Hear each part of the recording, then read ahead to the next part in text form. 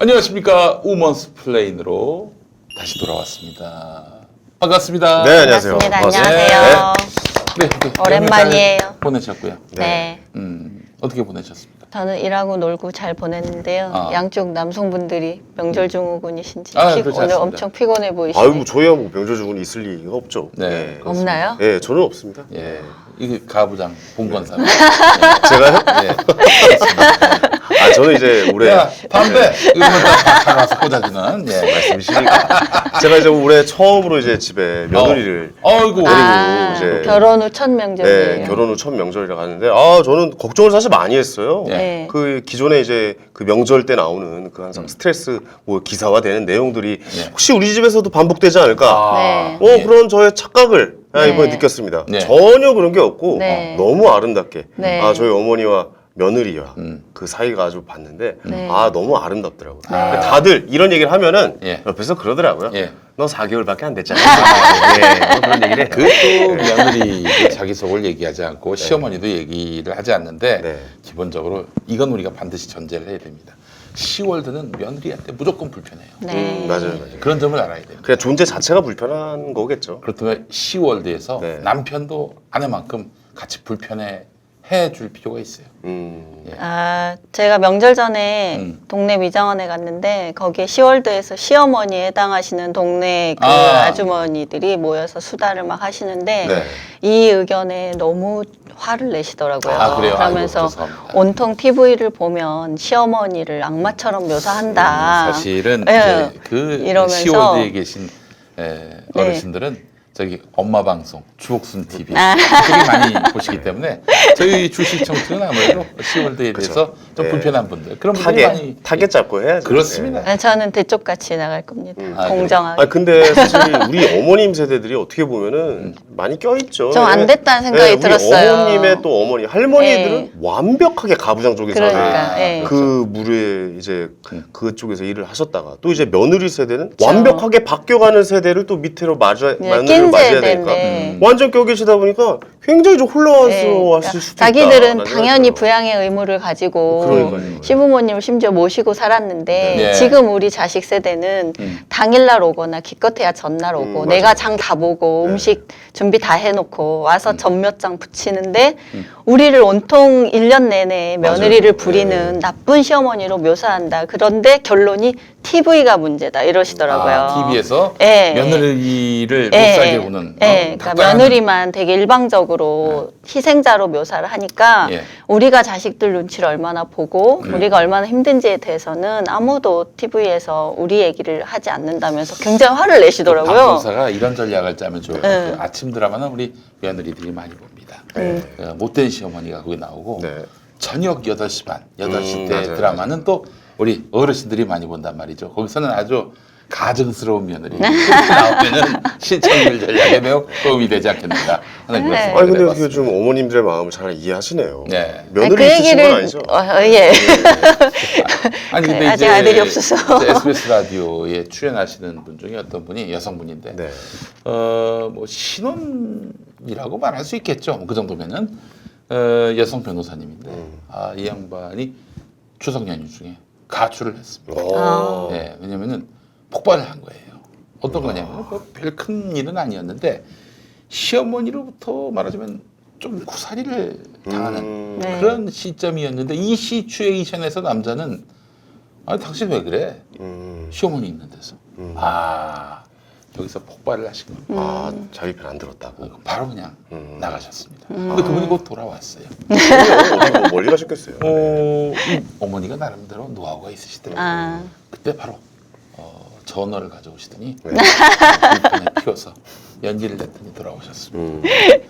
뭐 전화라든가 네. 명의 의전 뭐 네. 이런 거라든가 몇 가지 있잖아요. 이 지금 그러면. 하신 말씀이 오늘 주제랑 연관이 돼요. 예. 뭐냐면 우리가 이제 그 속담 있잖아요. 가을 전어는 뭐 집 나간 며느리도 돌아온다. 그 속담에 이제 저도 그런 얘기 하는데 전어 따위에 돌아올 집이면 나가지도 않았다.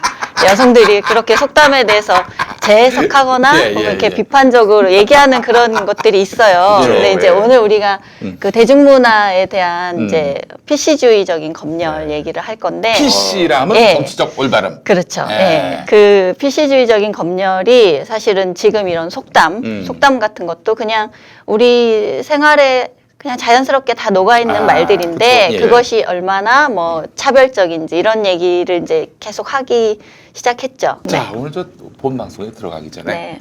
광고. 광고가 들어온 건 아니고 음. 그렇습니다. 제가 네. 또 이렇게 밑자락을 까는 들어왔어야 건데 되는데. 광고 좀 하시라고. 네. 예. 자, 이 2019년형 프리미엄 전기요. 아. GVA 534 싱글 그리고 GVA 535 더블. 세상에. 아, 이게 전기호인가요? 그렇습니다. 이 프리미엄 전기요의 대명사 이탈리아의 이메텍 프리미엄 전기요. 제가 작년에 관훈 나이트클럽이라는 네네. 프로그램에서 한번 소개를 했는데 대박이 났습니다. 그런 것 같아요. 이게 사실은 아무리 광고를 열심히 해도 제품이 뒤따라주지 않으면은 맞습니다. 도태되기 마련인데 네네. 대박, 초대박이 났습니다. 아니 이게 좀 전기호 기존의 전기호는 좀 두껍고 그 약간 노란색 장판에 약간 네. 이런 느낌이 있었는데 굉장히 좀 세련되고 깔끔하네요. 게다가 예, 이 예. 이불 같잖아요. 네네네. 전기요입니다. 그러니까 이게 전선이 안 보이네요. 기본적으로. 전선을 떼면은 이게 저 물빨래도 가능합니다. 아 물빨래가 가능하다. 그렇습니다. 혁명이네요. 예. 자, 이게 싱글은 지금 원래 정가가 15,900원인데 김용민닷컴에서는 122,900원. 정가가 15,900원인데요. 예. 12만 아, 원 이렇게 15만 원. 김영민 덕분에 눈탱이 친다는 얘기예요 지금? 10배를 튀기네. 네. 밤에 사수를 해가지고 차를 15만 야 15,000원 한 30개 주문해 놓을게요 이거 미리. 15만 네. 아유 9천 괜찮네. 원인데 네. 정가가 15만 9천 원인데 싱글은 김용민닷컴에서 122,900원. 네. 그리고 더블은 원래 정가가 19만 9천 원인데 김용민닷컴에서 167,500원으로 네. 모시고 있습니다. 파격적입니다. 이메텍 전기요. 네, 아는 분들은 너무나 잘 압니다. 1973년부터 반세기 동안 숙면을 책임져 온 이메텍. 네. 이 브랜드는 뭐 이탈리아는 물론이고요. 유럽, 러시아, 남아메리카, 중국 등 전 세계 40여 개국에서 사랑받는 명품 브랜드입니다. 사랑받는 이유는 이렇습니다. 첫 번째, 안전성. 초소형 열선입니다. 이 전기요가 네. 전선이 두껍잖아요. 잘 때도 이게 느껴지잖아. 배겨요. 이게 없습니다. 네. 이런 게 없어요.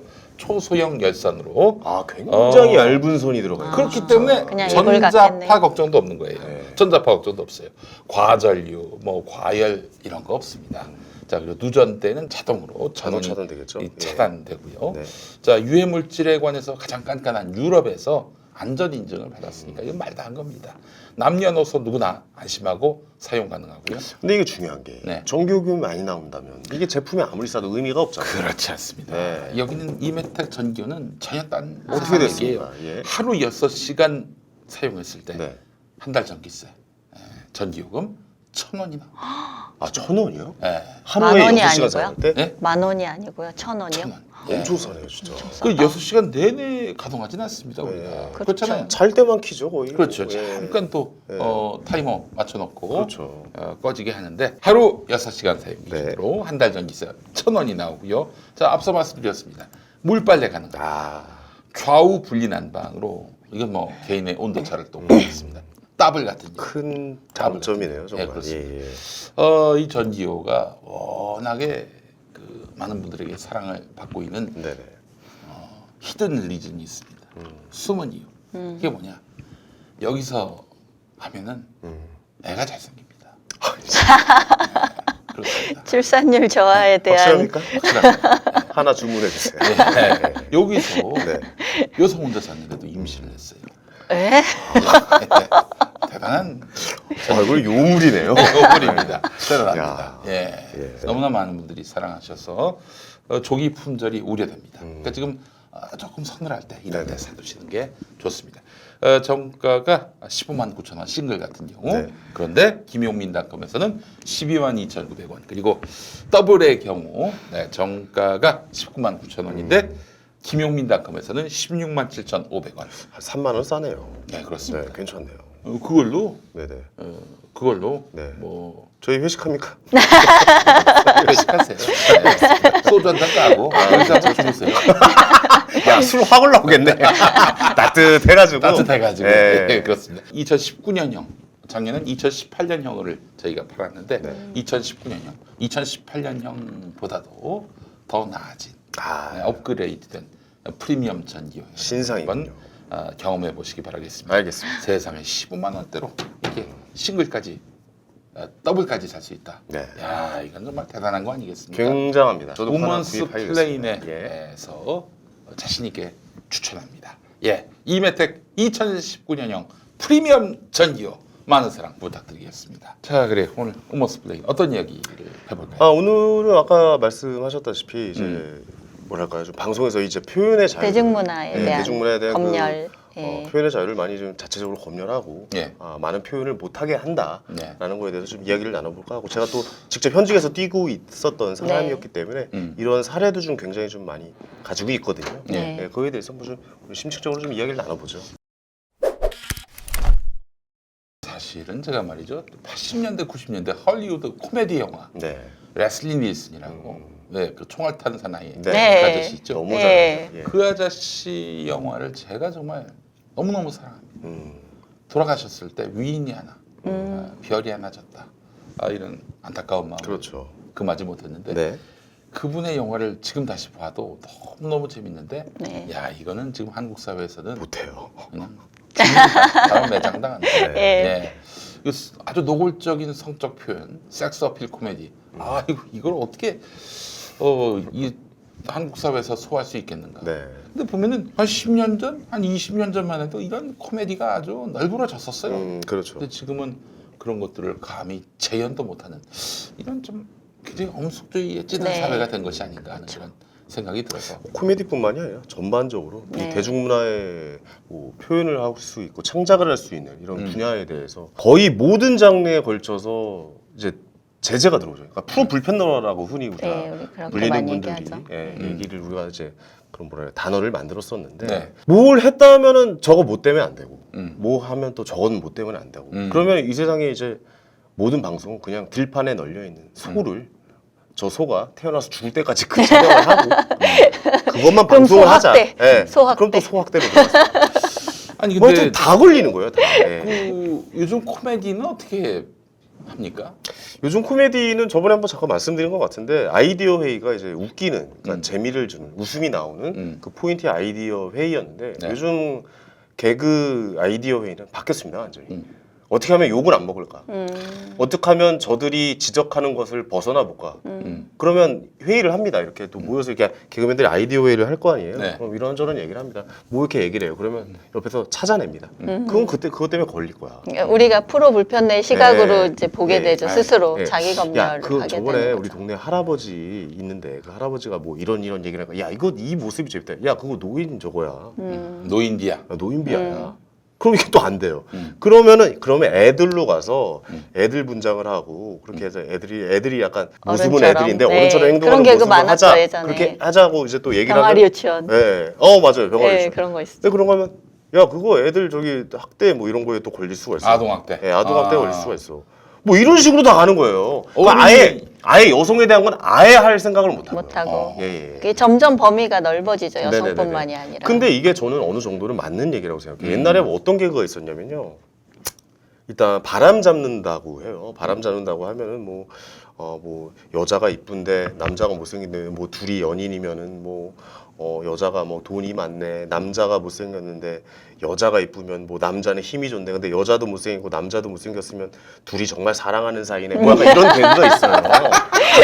이런 개그, 네. 이런 개그가 있어요. 근데 이런 개그는 아예 못합니다. 이제 못하죠. 이제는 아예 못합니다. 그런 방향으로 가는 거는 나쁘지 않다고 생각해요. 나쁘지 않다고 생각하는데 뭐 사람을 비하해서 웃기고 이런 부분은 약간 좀 이제는 좀 지양해야 될 점이다. 근데 그 현희 씨 말에서도 네. 경계가 어디 있어요? 도대체? 그러니까요. 그 경계가 없잖아요.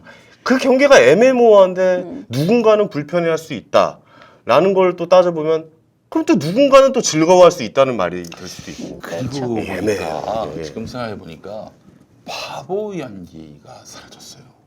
네, 그 바보 그렇죠. 연기 계보가 있는 거 아닙니까? 네네. 예전에 그 배삼룡 아저씨 있었고 비실이 배삼룡 있었고 그리고 이제 영구시 명래 네. 그리고 아유, 뭐 맹구. 맹구, 네. 이창호 오서방 씨. 맹구. 예. 그리고 또 누가 있었지? 그 맹구 심형래. 뭐 그 빠꾸, 뭐 맹구, 하여튼 구자로 끝나는 건 다 오서방. 있어요. 네, 오서방도 있었고. 선배. 예. 그리고 저 안호봉도 바보예요. 안호봉도 바보였고. 예, 맞아 보시겠습니까 이거 하시는 분이. 그것도 바보예요. 그 개그 콘서트도 많았잖아요. 심연섭 씨도 했었고. 그러니까 항상 그 코너를 구성을 하잖아요. 예. 이게 개그 콘서트라는 프로그램은 코너가 한 예를 들어 한 15개 정도 구성이 된다면 하나는 바보 코너였어요. 무조건. 그건 네. 왜 안 되는 거예요? 그러니까 바보가 장애인 비하잖아요. 아, 자폐아 비하다. 네, 장애인 아, 비하라는 네. 혐의를 받을 수 있죠. 뭐 그런 얘기가 있어요. 그러니까 뭐만 했다 하면 저는 근데 근데 도리어 바보가 그 정상인이라고 불리는 사람들을 그 위선적인 삶을 비웃고 또 풍자하고 그렇죠. 그러면서 또 다른 의미의 어떤 즐거움을 줄 수 있는 거 아닌가요? 우리가 그러니까 오늘 이런 사례를 얘기하자면 정말 한도 끝도 없을 거예요. 제가 네. 지난해 그 나의 아저씨에 대한 얘기를 했었는데 나의 아저씨가 그냥 20대 여성과 40대 남성이 주연으로 등장한다는 이유만으로 여혐 드라마로 규정되고 막 비난을 엄청 받았거든요. 40대 누나와 20대 젊은 남성이 연애하면 어떻게 그건 됩니까? 어떻습니까? 그러니까. 그건 뭐 괜찮나요? 드라마 많았잖아요. 그런 드라마. 선생님과 제자. 미래도 있었고, 미래도 있었고. 예, 예전에 우리 드라마에서 얼마나 파격적인 소재들이 많이 나왔었냐면 교생과 교사의 뭐 사랑 있잖아요. 기반을 지금으로 시하고, 치면 넌 학생이고 난 선생이야. 그것도 네. 있고요. 그다음에 채림 나왔던 네, 맞아요. 여고생이 가무성 씨. 가무성, 네. 여고생하고 선생하고 지금 보면 완전 뭐 폐륜으로 엮일 만한 예. 소재죠. 그 사랑이라는 사랑했고. 제목이었던 것 같은데 김미숙 씨하고 장동건 씨하고 네네. 아 그런 것도 근데 그 있었던 것 시청률이 안 좋아져가지고 김미숙 씨가 갑자기 죽는 걸로 나오고 장동건 저기 누구야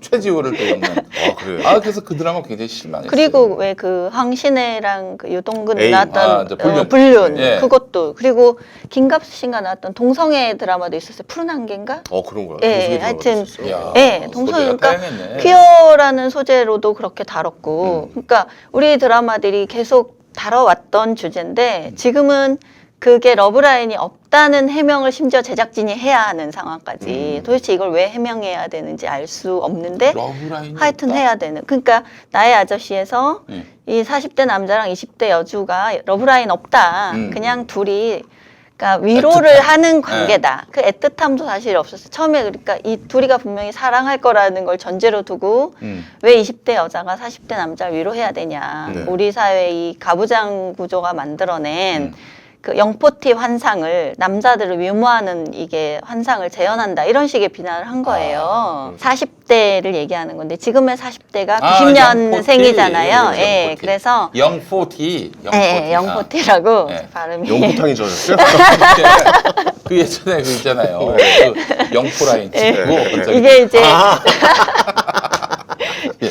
그 계저씨 뒤에 등장한 신조어인데 예, 예. 이제 처음에는 영포티라는 자체가 이렇게 성별 구분이 있지는 않았어요. 근데 지금은 이제 남성 40대 남성을 네, 그렇죠. 약간 비하하는 그런 용어로 이제 계저씨처럼 쓰이는데 네네. 자기가 쿨한 줄 아는. 왜냐하면 이제 90년대생들이 40대가 되다 보니까 그렇죠. 예. 개인주의를 체화하고 심지어 자신이 쿨해서 그 나이에도 여성들한테 잘 먹힌다고 이런 환상에 빠진 한심한 어떤 남자들을 가리키는 네. 그런 용어로 이제 90년대생이요? 90년대에 학번이겠죠? 학교를 다닌 네. 예. 그래서 90년대생. 네, 90년대생은 아직 90년대 30대. 학번 이런 세대의 남성을 지칭하는 말이 되었어요. 이제 내년부터 제가 40대가 됩니다. 네. 이제 80년대생이 예. 이제 40대로 들어서는 거고. 그래서 예, 예. 왜 영포티를 20대 여성이 위로하고 위무해야 되냐. 위무. 예, 위무하고 이제 위무하는 드라마다 이런 식의 이제 해명이 나오니까 왜 그렇게 해야 되냐부터 시작해서 네. 이제 이회창가 방송에서 그 극 중에 남성이 그 20대 남성이 2회차죠? 예. 지금 2회창이라고 들어가셨죠? 아 죄송합니다 제 발음이 오늘 난관이네요. 이회창입니다. 갑자기 그분 얘기가 왜 나오나 나 지금. 이회창도 뭐 예. 사랑할 수 있습니다. 잘 지내시나 예. 모르겠네요. 네. 예. 극 중에서 네네. 그 여성을 이제 아이유가 분한 여자 주인공인데 그 여성을 폭행하는 장면이 나와요. 예. 네네네.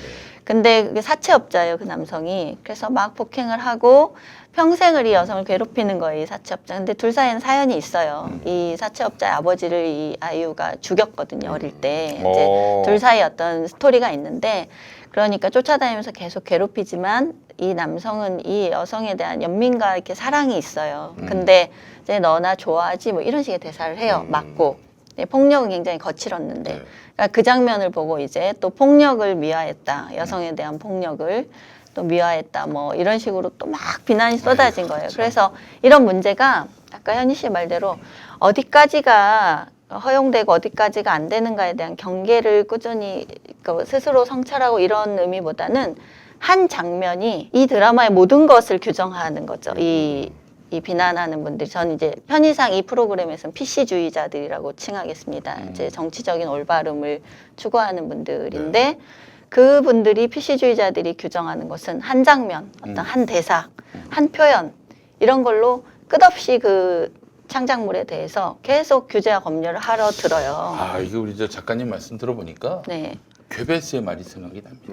나한테 한 단어만 줘, 네. 한 문장만 줘라. 난 너를 보험조자로 네. 만들 수 있다. 그래서 마치 그 장면 때문에 이 드라마의 모든 다른 가치가 없다는 듯이 예, 예. 이제 폄하하고 들어가면서 이걸 이제 보이콧을 그렇죠. 주도하거나 그 해당 출연자에 대한 이제 사적인 이제 공격이 들어가는 거죠. 예. 예. 저는 이제 사이버 테러라고 트위터에서 얘기를 하는데 어마어마하게 엄청나게 여기 욕을 그- 하죠. 예, 뭐 이성균이라고 검색만 해도 트위터 네. 욕이 뭐 아, 몇만 이성균 개가 씨요? 검색이 돼요. 네. 예. 이선균 씨가 그, 예, 남- 그 그 드라마 남자 이름만 주인공이었고. 검색. 심지어 제 이름만 검색해도 몇만 개예요. 예. 까칠남녀 때문에. 예. 근데 저는 네. 이 이야기를 좀 하고 싶어요. 그래요. 뭐 드라마잖아요.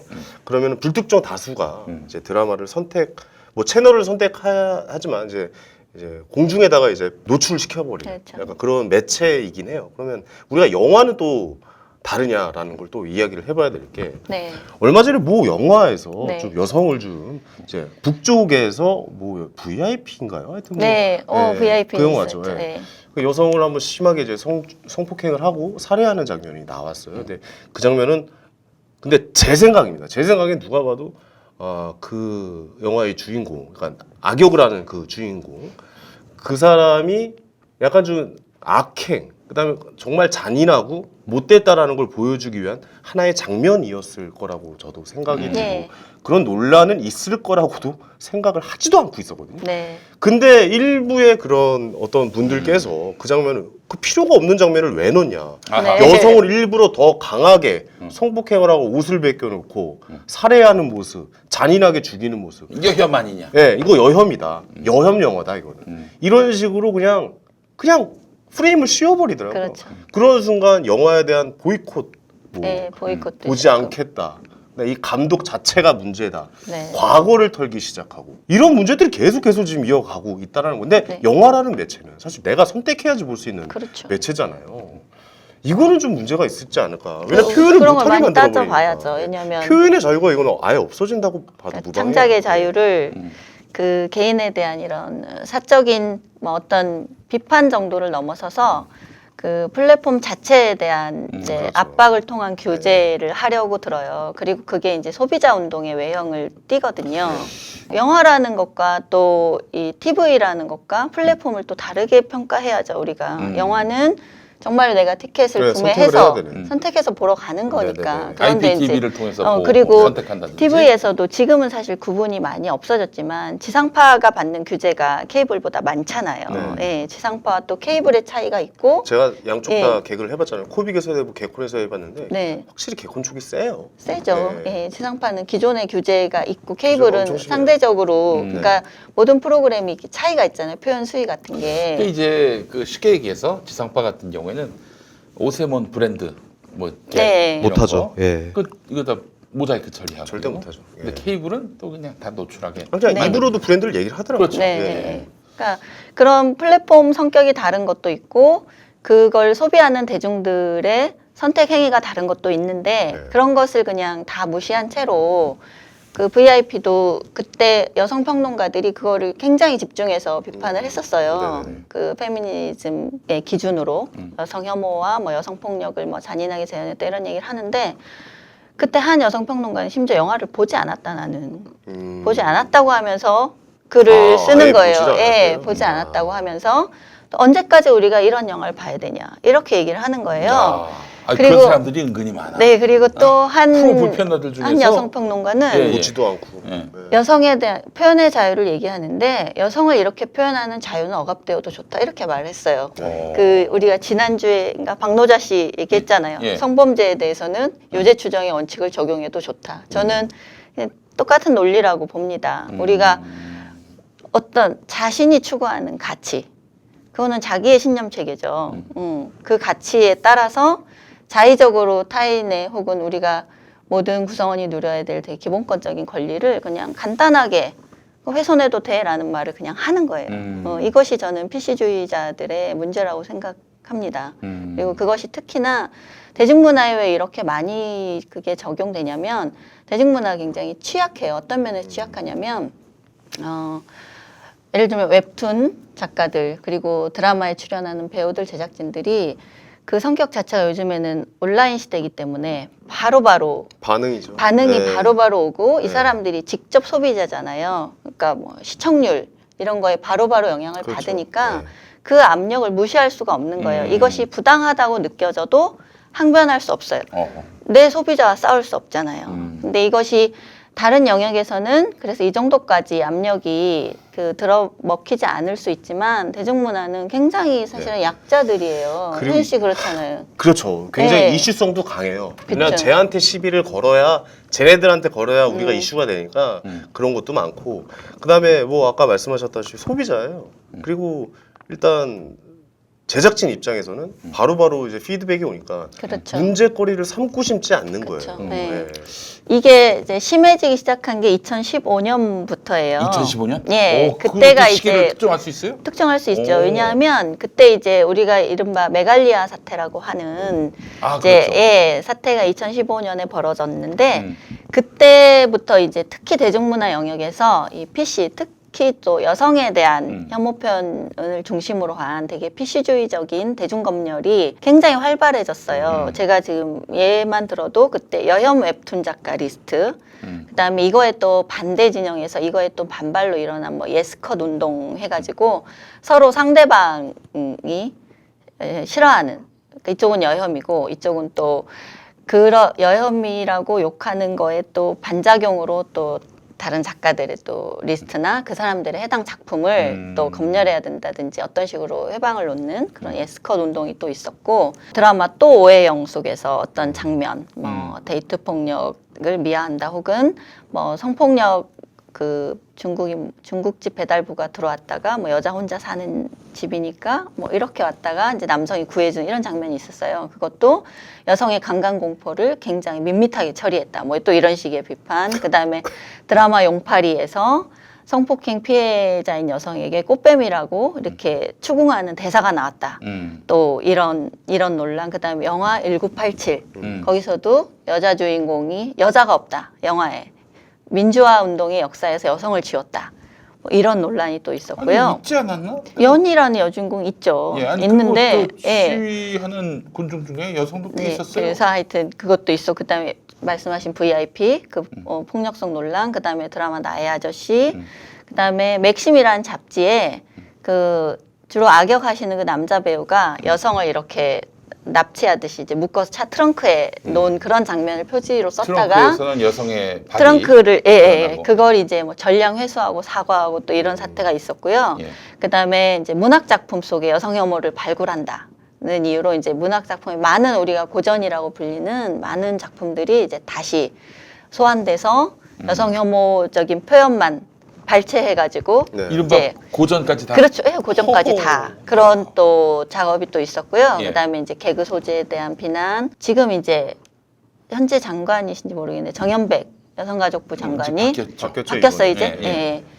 여성가족부 장관이 선녀와 나무꾼의 나무꾼은 성폭행범이다. 또 이런 발언을 하시면서 이제 동화 이런 것에 우리가 그동안 그렇게 해석하지 않았던 것들을 사실상 이제 뭐 젠더 관점에서 재해석하고 비판적으로 봐야 된다는 그런 얘기들 하시면서 이게 이제 더러운 잠도 있었잖아요. 박근혜 대통령을 예. 이제 묘사한 그 그림, 예. 더러운 잠 논란도 있었고 이런 식으로 뭐 각종 문화예술, 온갖 것에 이제 이 피시주의적인 저는 대중검열이라고 얘기를 하는데 대중검열의 시대가 왔죠.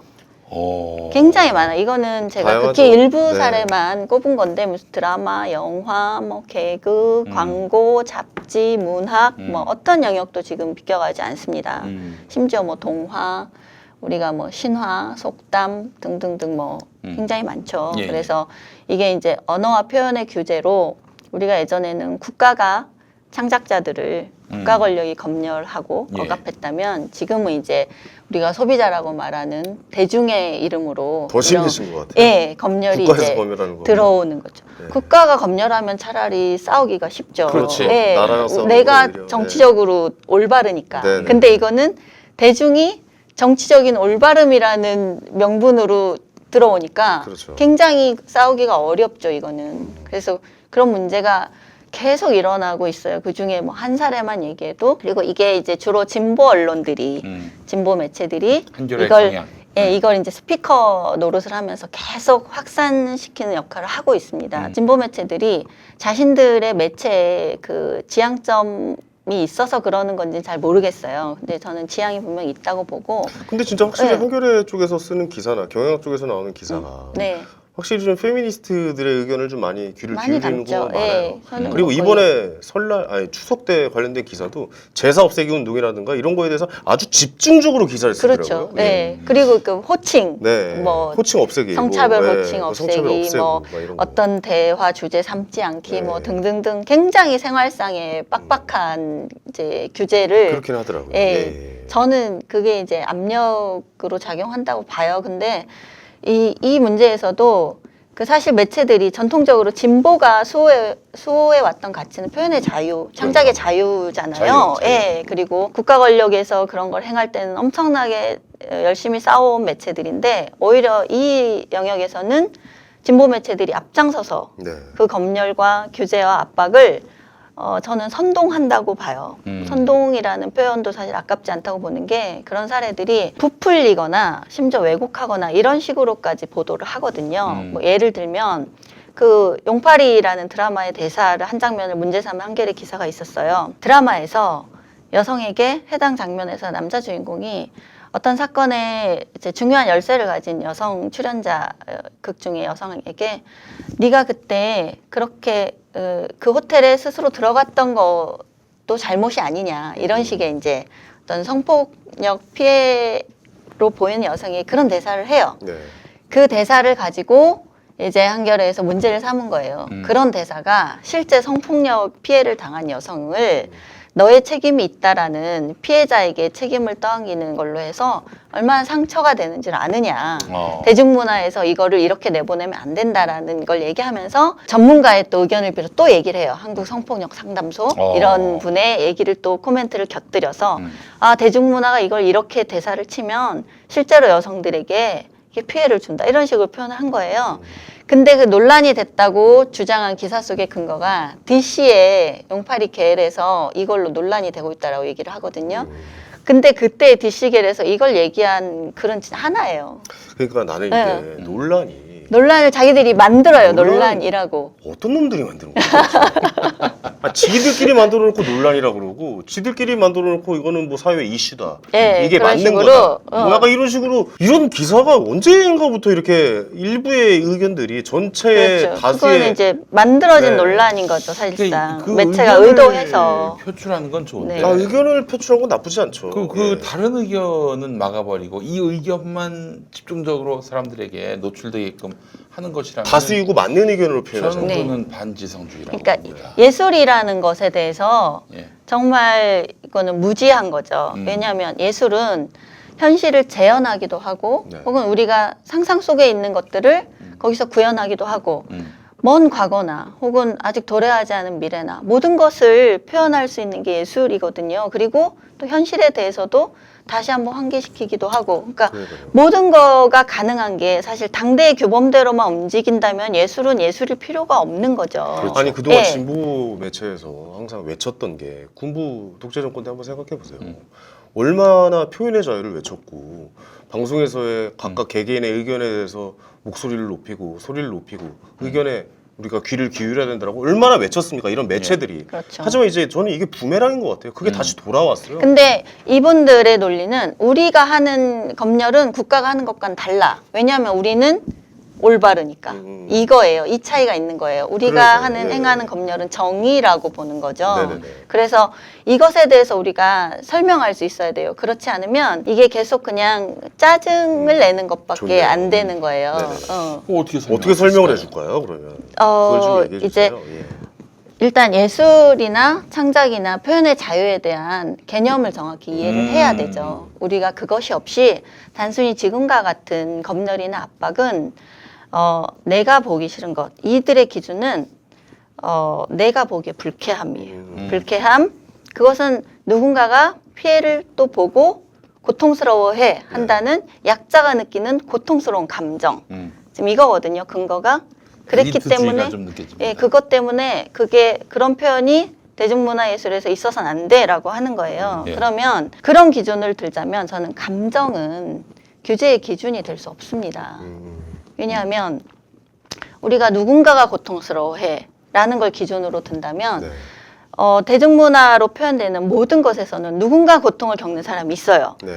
정상가족이 우리가 흔히 정상가족이라고 하는 정상가족이 앉아서 밥상머리에서 행복하게 밥을 먹는 장면만 봐도 그럼 가족이 예를 들면 그렇죠. 그 정상가족 이데올로기를 싫어하거나 내가 정상가족의 환경에 놓이지 못한 사람은 나는 보기 싫은 거예요. 왜 세상은 저렇게 행복한 사람들의 모습만 보여주지? 그렇죠. 라고 해서 고통스러워. 그럼 정상가족의 밥상머리 모습은 없애야 됩니까? 그리고 밀양이란 영화 네. 보면서 기독교. 굉장히 보수적인 기독교인들은 너무나 큰 상처를 그렇죠. 받았습니다. 예. 네. 그럼 밀양이라는 영화를 기독교인들이 저건 규제해야 된다라고 그렇죠. 이 전도연 씨가 할 막 수 없잖아요. 예배를 보는 데 가서 음악을 막 듣는 거야. 거짓말이야. 거짓말이야. 그럼 자기가 믿는 신앙도 거짓말이란 얘기인가? 그렇죠. 굉장히 큰 혼란을 받는 예. 그러니까 이런 식으로 치면 뭐 이성애 중심의 연애도 왜 이성애자들만 그 이성만 방송에서 중심이야. 나오냐. 예. 이래서 실제로 정말로 많은 대중들이 접하는 뭐 유튜브라든지 이런 콘텐츠 시장에서는 이 PC주의를 비판하거나 비꼬는 내용이 굉장히 많아요. 그리고 정말 엄청난 대중들이 그걸 보고 있어요.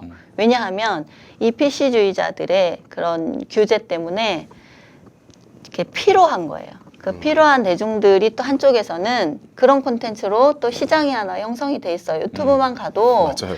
그렇잖아요. 예. 제가 어제 본 게 그 이상준 씨가 예. 한 유튜브인데 할 게 없다고 이제 그러면 다시 해라 왜 안 하냐. 예전에 사망토론 얼마나 재밌었는데 못해요. 왜 안 하냐. 예. 지금 하나도 못하죠. 네, 하나도 그거 못해요. 사망토론. 왜냐하면 그거 다 비하예요. 예쁜 여자랑 뭐 돈 많은 여자 네. 둘을 놓고 뭐 한다든지 이런 내용 많잖아요. 네, 그것도 저기 네. 남성이 대머리고 여성이 뽕부라고. 네. 뭐 어떤 걸 참을 수 있느냐. 예, 뭐 그런 식이 그런 지금은 이제 식이에요. 나도 깔창 낄 테니까 너도 뽕 그쵸. 넣어라. 근데 뭐 이런 식의 개그예요. 그게 불과 4년밖에 안 된 개그예요. 맞아요. 예. 4년이 뭐예요? 제가 끝난 지도 얼마 안 됐어요. 2015년이라고 얘기하는 게 지금 우리가 너무 굉장히 빠른 시간 안에 이런 변화가 왔어요. 예. 예, 이게 저는 그 페미니즘 열풍과 예.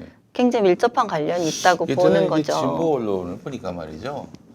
페미니즘에 대해서는 막 정말 계급장 다 떼고 네. 남녀 이런 거 다 떼고 한번 이게 과연 지성인지 반지성인지 함께 토론해보자. 이런 문화 자체가 그 아예 네. 없는 것 같다는 예전에는 생각을 있었죠. 갖습니다. 그 한겨레에선가 쾌도난담인가에서 왜 예. 그년들의 페미니즘 해가지고 예. 그때 김어준, 최보은, 예. 뭐 김규왕. 이렇게 해서 논쟁하고 이런 적이 있었죠. 그리고 그 당시에만 해도 박근혜 대통령론을 예. 최보은 씨가 주장하면서 굉장히 파문이 있었죠. 페미니스트 사이에서도 막 논쟁하고. 네. 근데 지금 진보 매체를 보세요. 이제 그런 식의 기사는 절대 나오지 않아요. 그러니까 이제 아마 네. 남성 데스크들은 네네. 아이 그래 뭐 그럼 굳이 괜히 토론했다가 이 꼴마초로 몰리느니 그냥 그래 니들이 다 이제 주장하는 대로 해. 이제 그 마인드로 가면 안 된다는 거죠. 안 되죠. 이제는 그럼 아이고 여자들이 뭐 안 되는데 뭐 여자들이랑 약자니까, 싸우고 있어. 뭐, 약자니까. 이런 말 자체가 이제 안 통할. 이제 합리적으로 더 서로 대화를 통해서 해결해야 되고. 제가 옛날에 까칠남녀라는 이제 프로그램에서 네. 토론이잖아요. 네. 이제 거기 페미니즘을 이제 주장하시는 분들이랑 토론을 해봤는데 뭐 그런 얘기를 했어요. 제가 첫 주에 나가자마자 그 여성들이 뭐 데이트 비용이 남자가 10이라고 치면은 뭐 데이트 비용이 전체가 10이라고 치면 남자가 그래도 7에서 8에서 6은 낸다. 네. 근데 뭐 여자가 뭐 많이 내야 4, 3 정도는 낸다. 이게 거의 통용되는 어떻게 보면 대화란 말이에요. 네. 근데 저는- 그런 거 자체를 부정하시더라고요. 저는 그런 사람이 어디 있어요? 막 이런 식으로 얘기를 저는 하면 토론이 안 두껍게 돼. 했지만은 네. 두껍게 하나도 아깝지 않았지만 네. 데이트 비용은 제가 다 낸 것 같아요. 네. 아 맞아요. 지금도 생활비 제가 다 냅니다. 네. 이게 맞는 그러니까 얘기인가? 있는 현실을 얘기해서 네. 안 되는 거죠. 왜냐하면 그것이 여성에게 불리하면 하면 안 되는 거예요. 이런 근데 식으로 그런 가는 식이에요. 거죠. 네. 네. 그런 사람이 그 얘기를, 있어요? 그 얘기를 만약에 한다 그러면은 정말 너무 대화가 안 되는 사람이네요. 공부 좀 더 맞아요, 해주세요. 맞아요. 네, 이렇게. 그런 네, 사람이 그리고 어쩌- 이제 좀 찌질한 좋은- 남자가 되죠. 좋은 사람 좀 만나서 왜 주변에 그런 사람만 만나요? 이런 식으로 나와. 아니 나는 정말 좋은 사람을 많이 만났거든요. 네. 근데 나한테 그렇게 되니까 어이가 없는 거예요, 내가. 좋은 사람 혹시 정영진 씨 아닙니까? 아 여자. 아니 여자. 그런데 그렇게 하면서 또 한편으로는 데이트 비용을 여성이 덜 내는 이유에 대해서 또 페미니스트들의 논리가 또 있어요. 왜냐하면 네. 우리는 더 적은 임금을 받는다 남성보다 맞아, 그 얘기 맞아. 하죠. 네. 그 다음에 또 하나는 꾸밈 노동 그 데이트를 위해서 여성이 그러니까요. 꾸밈 노동의 준비하고, 비용을 화장하고 낸다. 옷 입고. 꾸밈 노동이라는 예, 말이군요. 예, 그런 말이 또 있어요. 예. 그래서 하여튼 오늘 주제에서는 조금 더 나갔는데 네. 그런 얘기도 합니다. 어쨌든 그 얘기는 다음에 예, 하는 걸로 알겠습니다. 하고 기회 되는 대로. 이런 식으로 음. 그래서 표현의 자유가 도대체 어떤 것이냐. 우리는 자유라는 개념에 늘 자유와 권리는 늘 대립항을 놓을 수가 있어요. 네. 뭐냐면 나는 네 방송을 보지 않겠다고 내가 주도할 권리가 있어. 네가 창작으로 그것을 표현할 권리가 너에게 있듯이 나는 이게 싫다고 말할 권리가 있어. 이거죠. 예, 예. 동성애도 마찬가지잖아요. 나는 동성애에 반대할 권리가 있어. 라고 하잖아요. 예, 예. 동성애자들에게 권리가 있어라고 하면 한켠에서는 나는 그걸 반대할 권리가 있어. 자, 우리는 지금 이런 상황인 거예요. 네. 그러면 여기에서 우리가 생각해야 될 것은 기준이죠. 기준. 예. 예를 들면 모든 권리나 자유가 같은 등급으로 놓일 수 없는 상황이 있다는 거죠. 예를 들면 우리가 도서관에서 나는 도서관에서 공부를 내가 원하는 환경에서 할 수 있는 권리가 있어요. 근데 나는 여기서 떠들 권리가 있어라는 거는 같은 대립항이 될 수 없죠. 그러면 거기서는 우리가 어떤 조정을 할 수 있느냐? 떠드는 공간과 공부하는 공간을 공간적으로 분리하는 거죠. 휴게실이 있잖아요. 그럼 떠들 사람 휴게소에 가서 떠들어라고 조정이 가능해요. 네. 그런데 하나는 어떤 책이 있어요. 책에 내가 어떤 표현을 했어. 근데 나는 네가 책에서 표현한 그것이 너무 싫기 때문에 불쾌하기 때문에 그 책이 이 세상에서 없어졌으면 좋겠어. 라고 말을 한단 말이죠. 네.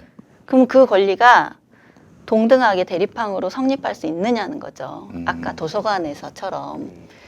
그러니까 우리가 주장하는 권리들은 사실 같은 등급에 놓고 할 수 없는, 그래서 기준점을 찾아야 되는 것들이 대부분이에요. 근데 우리는 이 기준점을 찾는 노력을 하기보다는 다수의 혹은 내가 당장에 실행할 수 있는 어떤 사적인 제재의 방식을 통해서 이것을 압력을 통해서 관철하려고 하죠. 예. 그러면 이것은 민주적인 시민으로서 자기가 가진 권한 외의 권한을 행사하려는 태도예요. 그리고 그것은 국가가 했던 것과 사실은 맥락상 똑같은 거죠. 왜냐하면 내가 힘을 가지면 언제든지 그렇게 할 수 있다는 거예요. 그래서 그 배우를 퇴출시키고 그 배우가 활동하는 플랫폼을 뭐 없애려고 하거나 그리고 실제 삶에 타격을 줘야 된다고 하거나 이런 식의 행동을 실제로 하고 있어요.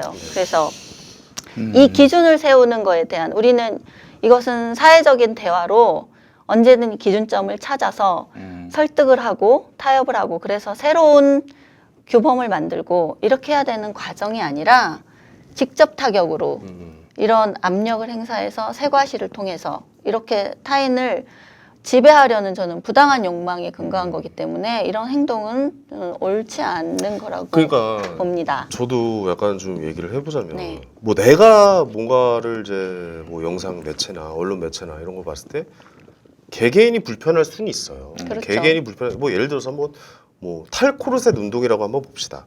탈코르셋 운동에서 내가 그럴 수는 있어요. 내가 뭐 이제 뭐 그렇죠. 그런 거에 대한 나는 벗어나겠다, 벗어버리겠다. 그렇다고 한들 다른 사람은 또 그렇게 하고 싶거나 그렇게 하고 싶지 않을 수 있잖아요. 그런 권리와 자유가 있고. 근데 그렇게 안 하는 사람을 너 그렇게 안 하는 거니까 너까지 잘못된 거라고 말하는 건 잘못된 거라는 거죠. 우리의 행동에 따라오지 않으면 니네들은 나쁜 거야. 니네들이 잘못된 거라는 약간 사상을 갖고 아니 있는 거예요. 그러면 작가님, 네. 이거는 어디까지나 폭력인데요. 자기 되게 생각이 폭력적인 행위죠. 다르다고, 예. 자기 생각과 다르다고 그렇게 사람을 매도하는 건 잘못된 건데, 이른바 페미니스트 지식인으로 꼽히는 사람들도 이런 현상에 대해서는 뭐라고 얘기 안 하나요? 대중문화 검열에 대해서는 사실 이 PC주의라는 게 외형이 정치적인 올바름이다 보니까 네. 한국에 이제 주로 담론을 생산하는 논객들은 거의 여기에 다 쓸려 있어요. 왜냐하면 우리가 얘기하는 불편함은 세상이 올바르게 되기 위한 불편함이기 때문에, 그러니까 프로 불편러들의 그런 비난이 올바른 것이라고 계속 주장을 해요. 그래서 아까처럼 여성에 대한 이런 억압적인 표현은, 폭력적인 표현은 규제되어도 좋다. 이렇게 얘기를 한단 말이죠. 그러면 표현의 자유라는 정말 우리가 근본적인 자유와 권리에 대한 개념 자체가 아예 그냥 형해화돼 버리는 거예요. 그런 심층적인 고찰은 어디서도 볼 수가 없어요. 대신 최근에는 어떤 일들이 있냐면, 우리 한국의 지식인 사회에서 굉장히 많이 이렇게 추종하고 그 인용을 많이 하는 뭐 슬라브의 지젝 아시죠? 지젝이라는 그건 잘 모르겠어요. 슬라브의 지젝이라 되게 세계적으로 유명한 네네네. 학자가 있어요. 네네. 한국에서도 지젝의 말은 인용도 많이 하고 번역도 많이 하고 네네네. 한국에 와서 강의도 하고 그래요. 슬라브의 지젝이나 노암 촘스키라고 혹시 아세요? 진보나 좌파에서는 전 만나보기도 했습니다. 아, 그러세요? 예. 네. 노암 촘스키나 그다음에 미국에서 지난번 대선에서 약간 돌풍을 불러일으켰던 버니 샌더스, 그분은- 민주당의 네네네. 가장 좌파 후보 네네네. 힐러리 클린턴하고 그 경쟁했었죠. 그런 사람들이나 이런 분들이 이 PC주의에 대한 비판을 계속하고 있어요. 왜냐하면 이 PC주의가 당신들이 도덕적으로 우월한 것에 기반해서 이렇게 대중들에게 계속 이런 PC주의로 압박을 하는 것은 결코 우리들의 혹은 좌파나 진보에 전망을 주지 못한다. 그리고 우리가 독자적인 전망을 가진 세력으로서 대중들에게 설득을 주는 게 아니라 끝없이 대중들을 규제하는 것에서 그 존재 가치를 찾기 때문에 이 전략은 실패할 것이다라고 계속 경고를 하고 있거든요. 엘리트즘으로 네. 보이네요. 지금 이런 그런데 한국은 PC가. 이 사람들이 무슨 말만 하면 사실 그동안 진보 매체들은 계속 그걸 싫고 했었는데 이런 말들은 또 싫지 않아요. 예. 이런 말은 또 예, 이런 말은 또 싫지 않고, 그래서 그 미국에서도 이 표현에 대한 이런 PC주의자들에 대한 짜증이 결국은 대중적인 피로도가 트럼프 당선으로 연결됐다는 대선 분석이 굉장히 많습니다. 그래요? 예, 왜냐하면 주로 미국에서는 그 민주당류의 진보 네네네. 리버럴이라고 불리는 그 진보 좌파 그룹이 예. 주로 이 PC주의자들이 많거든요. 그래서 여성이나 소수자, 약자에 대한 표현을 굉장히 많이 규제하려고 해요. 한국도 비슷하죠. 사실은 네네네. PC주의자들은 거의 진보 네. 진영이니까. 이 PC가 하는 말은 오늘 이야기를 들어보니까 다 옳은 건 아니지만 하여간 그동안은 옳은 말로 다들 인식이 돼 있단 말이죠. 그렇죠. 옳은 말을 참 싸가지 없이 한다. 라고 했다면 네. 제가 오늘 얘기하는 것은 그것이 옳은 말이라는 편견을 버리라는 거죠. 우리는 자유와 권리에 대해서 다시 얘기를 해야 된다는 거예요. 그들이 말하는 논리를 일단 우리가 말하는 게 옳은 거야. 이것이 정의를 위한 거야. 혹은 약자를 위한 거야. 라는 말이 과연 옳은가에 대해서 우리는 질문할 수 있어야 되고 비판할 수 있어야 됩니다. 그리고 한 가지는 너의 그런 우리의 PC에 대한 비판이 혐오주의자들을 돕는 거야. 혹은 혐오주의자들을 강화하는 거야. 라는 비판에 대해서 우리가 맞설 수 있어야 됩니다. 그렇지 않아. 네. 우리는 당신들의 말에 비판적이라고 해서 우리는 혐오주의자가 아니야. 제가 페미니즘에 비판적이라고 해서 제가 성평등주의자가 아닐 필요는 없잖아요. 그래서 그 비판에 대해서 위축되면 안 된다고 저는 생각해요. 네. 그리고 이것은 굉장히 중요한 또 기본권적인 문제를 담고 있어서 저는 사람들이 이제 그 당대 규범에 어쨌든 다 영향을 받잖아요. 우리가 선녀와 나무꾼 얘기를 해도 아, 나무꾼이 성폭행범으로 볼 수도 있구나라고 해요. 그런데 지금은 어떤 식으로 얘기를 해야 되냐면, 좋아, 지금 기준에서 그렇게 볼 수 있다고 쳐. 그러면 성평등한 동화를 만들어내면 되지. 우리가 선녀 나무꾼이란 동화를 다 읽고 듣고 자랐지만 성폭행범이 되진 않잖아요.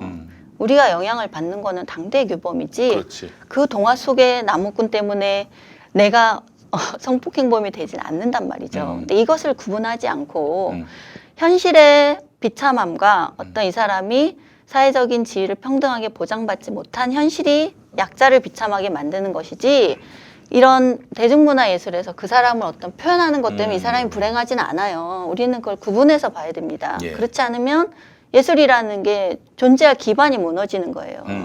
그럼 세상에 유튜브에 보면 PC주의자들이 말하는 대로 만든 그런 콘텐츠가 나와요.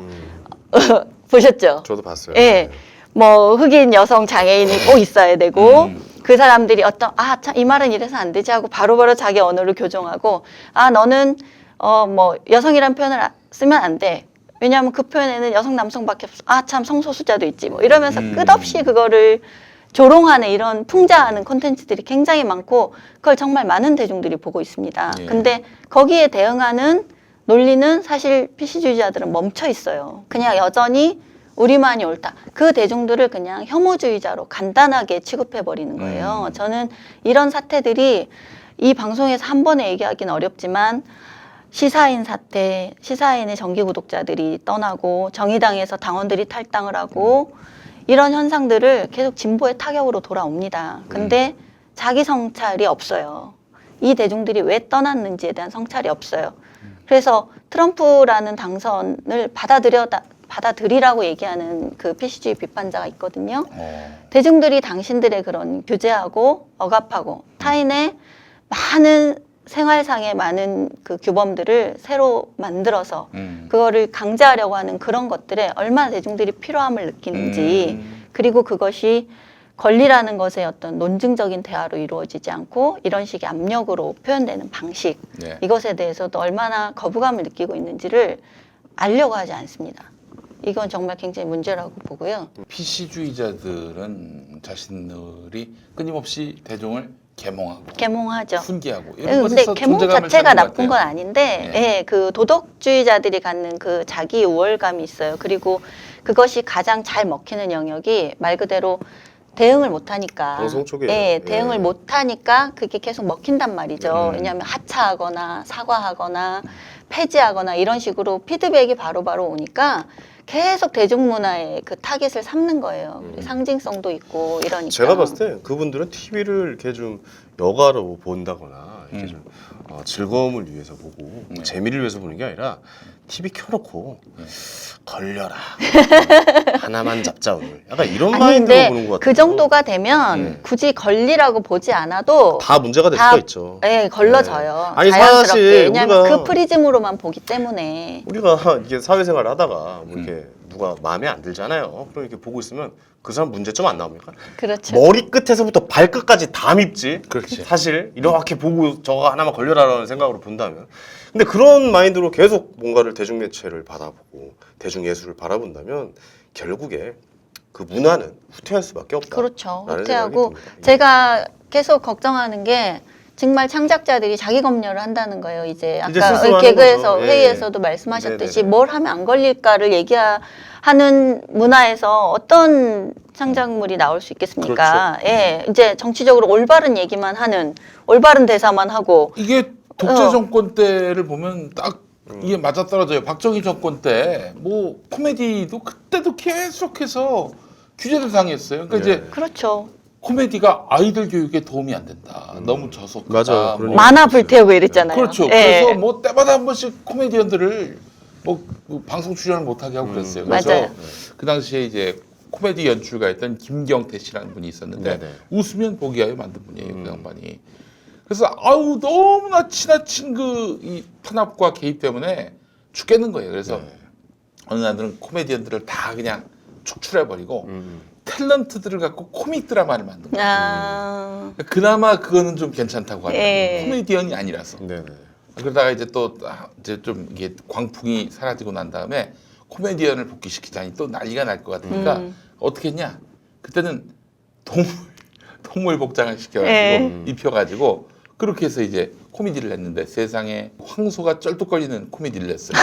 다 뒤집어지고 웃기고 그러는데 봤더니 공화당의 상징이 황소였어요. 황소인 거야. 아. 그래서 연출가가 날라갔겠네요. 또. 네. 네. 불려가가지고 당신 말이야 지금 공화당을 풍자했어? 이렇게 또 뭐 추궁을 당하고요.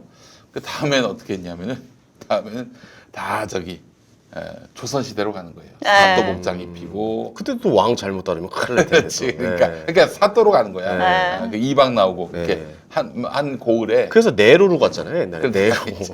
근데 제가 음. 이 현상을 보면서 느낀 우려는 이렇게 정말 국가가 노골적으로 검열을 하고 압박을 하면 사실은 창작자들은 위축이 되지만 거기서 어떻게든 또 저항의 예, 저항하는 기운이 의미의 싹 또 트죠. 창작물들을 만들어내거든요. 네. 근데 이 PC주의자들의 검열은 고약한 게 그게 불가능해요. 맞아요. 예, 왜냐하면 말했잖아요. 이상준 씨가 그런 거 다시 못하듯이 음. 이 현상을 비꼴 수가 없어요. 네네. 이런 우리가 혹은 공식적인 틀이라고 말한 플랫폼에서는. 그러니까 뭐 이제 창작하는 입장에서 이제 말씀을 드린다면 우리나라에도 지금 시사 코미디가 없어졌다고 그러잖아요. 시사 그렇죠. 코미디가 왜 그때 제재와 그 규제가 많았을 때보다 왜 없어졌냐라고 예를 든다면 차라리 규제를 하면은 시사 코미디는 더 아유, 고품질이 나와요. 탄압을 하나를 받으면 더 탄력이 있어요. 국민의 지지를 받는 그렇습니다. 거예요, 기본적으로. 근데 시사 코미디가 이제 왜 없어지기 시작했냐면 반은 접어놓고 하는 개그가 될 수밖에 없죠. 이제 표현의 자유에 있어서 뭐 정치 쪽에서 이제 지지하는 쪽이 갈리잖아요. 예. 시사 개그를 하는 순간 반은 접어놓고 해야 되는 거기 때문에 예. 제작진이나 그걸 감당해야 되는 연기잖아.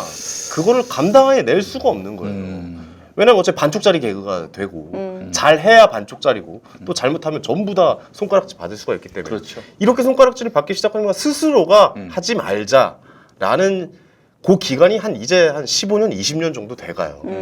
그때부터 지금 굉장히 좀 쇠퇴해 가고 있죠. 한 예. 10년 정도는 거의 지금 시사계 SNL 같은 프로도 사실은 굉장히 수위가 없어졌잖아요. 높았는데 네. 이제 못 하잖아요. 그 그런 정권이 거. 이제 그때 예. 그쪽으로 바뀌면서 그 마녀사냥 같은 프로그램도 이제 네. 지금 다시 보면 와 저게 불과 뭐 3년 전에 가능했었단 말이야 이런 맞아요. 정도로 네. 보일 만큼 굉장히 이 변화가 네. 빠른 시기에 굉장히 크게 왔어요. 그러니까 하는 순간 이제 확 바뀌어 버린 거죠. 근데 스스로를 예. 지치게 만들어 보인다니까요. 예. 창작자 스스로를 지치게 만들어 보이는 맞아요. 게 새로운 콘텐츠가 나올 수 없는 네. 가장 큰 이유 중에 하나. 그러니까 이제 드라마에 요즘 드라마 보면 그런 페미닌한 대사를 일부러 넣었구나 하는 느낌이 드는 것들이 굉장히 많아요. 왜냐면 또 그런 대사 하나 나오면 또 막 이렇게 칭송을 하거든요. 그렇죠.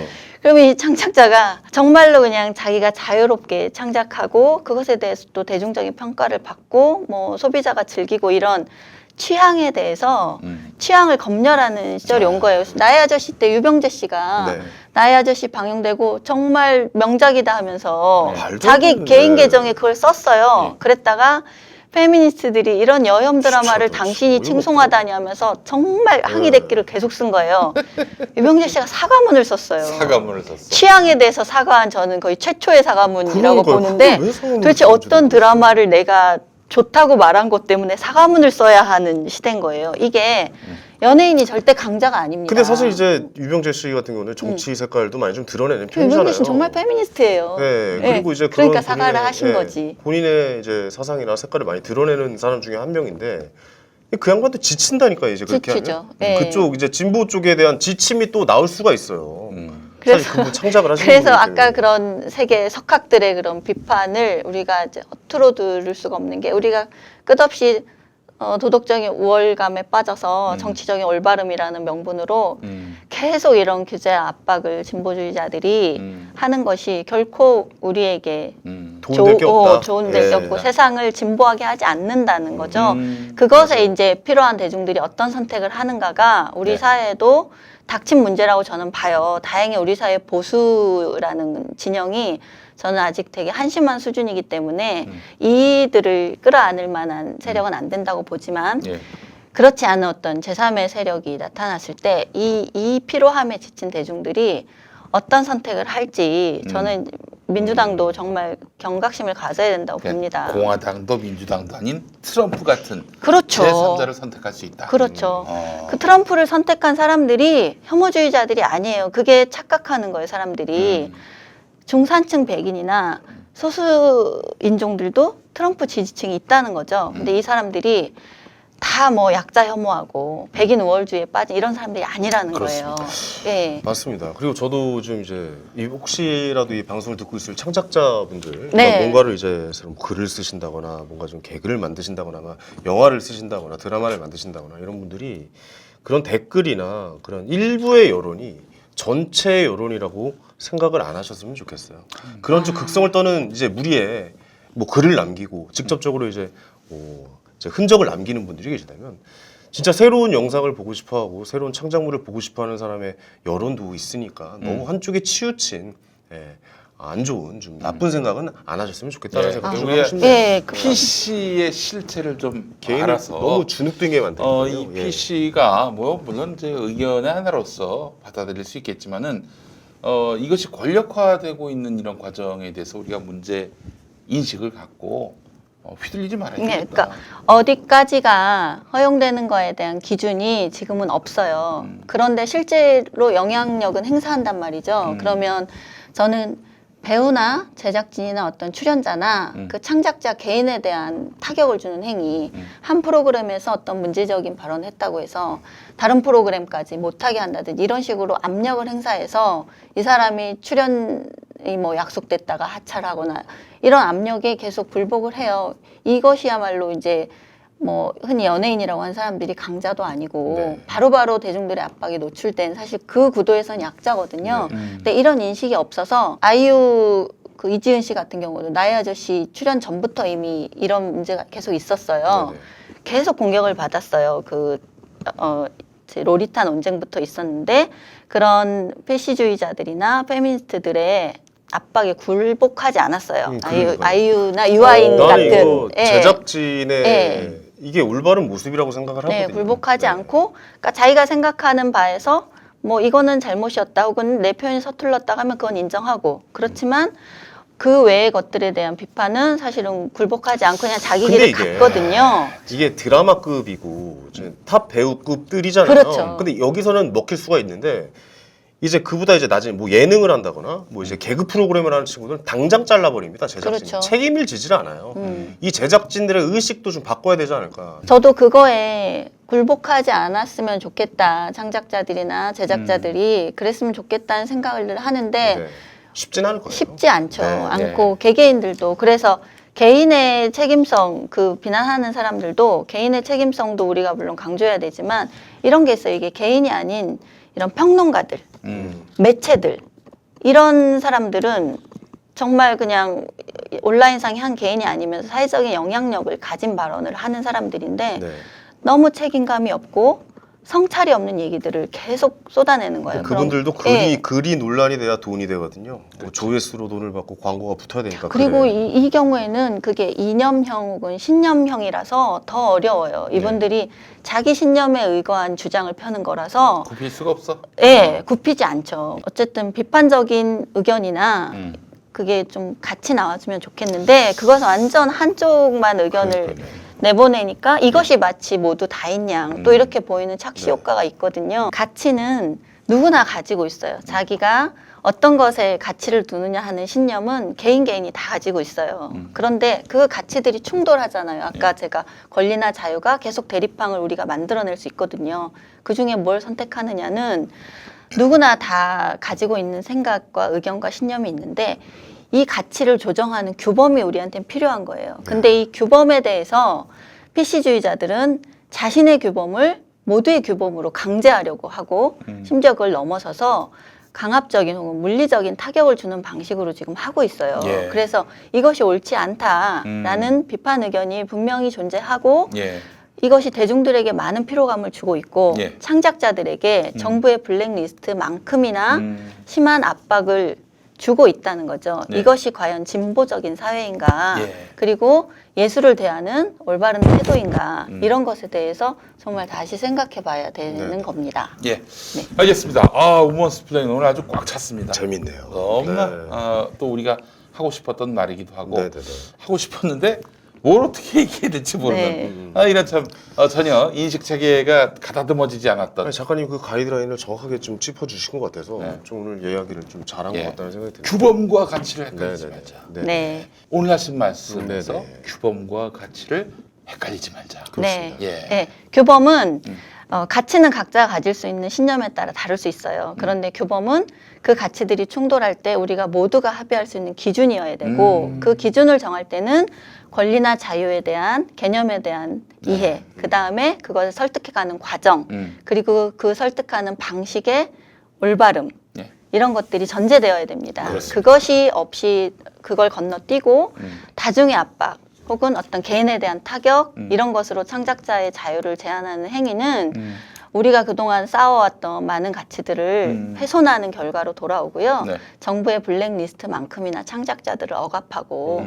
창작자들을 힘들게 하는 결과로 돌아온다는 거죠. 네. 그리고 창작자나 제작자들도 부탁을 드리고 싶은 건 힘드시겠지만 부당한 압력에 굴하지 않고 자신의 창작물을 이전과 다름없이 열심히 네. 자기 예술 소양을 발휘하는 자, 사회였으면 그렇습니다. 그래서 좋겠습니다. 제일 중요한 거는 PC주의자들은 뭐 그런 주장을 펼 수 있어요. 그런데 당장 권력을 쥐고 있는 방송 제작자들 이런 분들, 문화 콘텐츠 돈을 갖고 있는 투자자들 네.